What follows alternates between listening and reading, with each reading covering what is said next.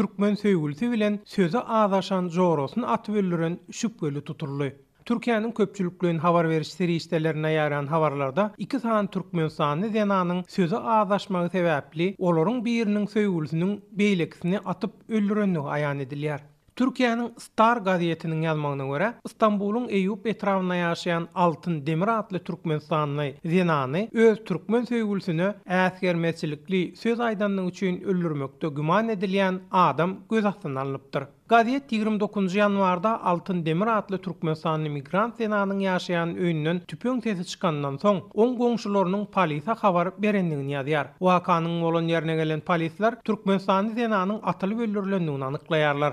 Jenayet bilen baglanşykly gözä bagtarş işini başladan Türk polisi Altyn Demir adly türkmen migrant zenanynyň öýüne hadisanyň öň ýanyndan onuň jorosynyň söýgülsi bolan Serkan Y adly adamyň gelendigini anyklaýar. Adynyň anonim galmagy şerti bilen Azatlyk radiosyna maglumat beren Istanbulda işläp ýören käbir türkmen zähmet migrantlarynyň aýtmagyna görä, atylyp öldürilen 39 ýaşyndaky Altyn Demir adly türkmen zenany bayramalyly we ol bir türk raýaty bilen galyp ýagdaýda nikalaşan. Onu öldüren adamyň söýgülisi bolan Türkmen zenan bolsa Lewap welaýatyndan öldürilen türkmen zenany Istanbulyň Eýüp etramynyň Esentepe mahallesiniň Ýalçyn Kaya köçesinde ýaşaýar ekeni. Anonim ýagdaýda Azatlyk radiosyna maglumat beren bir polis çeşmesiniň aýtmagyna görä, waka 29 ýanwarda gize sagat 22 tögereginde bolupdyr. Şonda 35 ýaşyndaky Serkan Y adly adam türkmen söýgülsiniň jorosynyň öýüne baryp, oň bilen dawalaşmaga başlapdyr.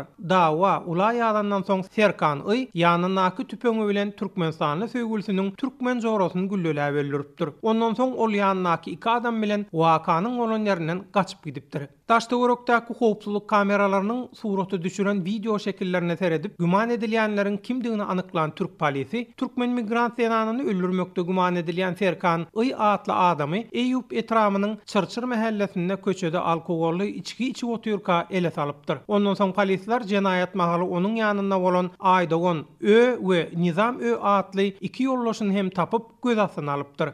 Jenayatdan aýyplanýan Serkan Y polisiýaky soragda ol türkmen söýgülümiň jorosydy. SMS arkaly söýgülüme äsgermezçilikli sözler aýdan öwrendim. Ondan soň men gahar gazap bilen oň öýüne gitdim we dawa ulay ýadandan soň onu gülleledim. Ýöne onu öldürmek islemänim görünüşine düşündürüş beripdir. Azatlyk radiosyna maglumat beren hastahana çeşmeleri bolsa, tiz kömek işgärler tarapyndan keselhana äkidilen Altyn Demir adly türkmen migrant zenanyny hekimleriň eline waryny gaýgyrmanlygyna garamazdan degen gülleler sebäpli köp kan ýitiren üçin halat edilip bilmänligini habar berýär. Ýatlap geçmeli bolsa Türk mediasynda mundan ol diňe geçen ýylyň dowamynda Istanbulyň Fatih etrawynda zähmet migranty türkmen zenanynyň ýaşaýan öýüne pyçaklanyp öldürilenligi. Şeýle-de geçen ýylyň fevral aýynyň başynda Daşowuzly zähmet migranty zenanynyň damagynyň çalynyp öldürilenligi ýaly wakalar barasynda halk köpçüligine giňişleýän maglumat berilipdi.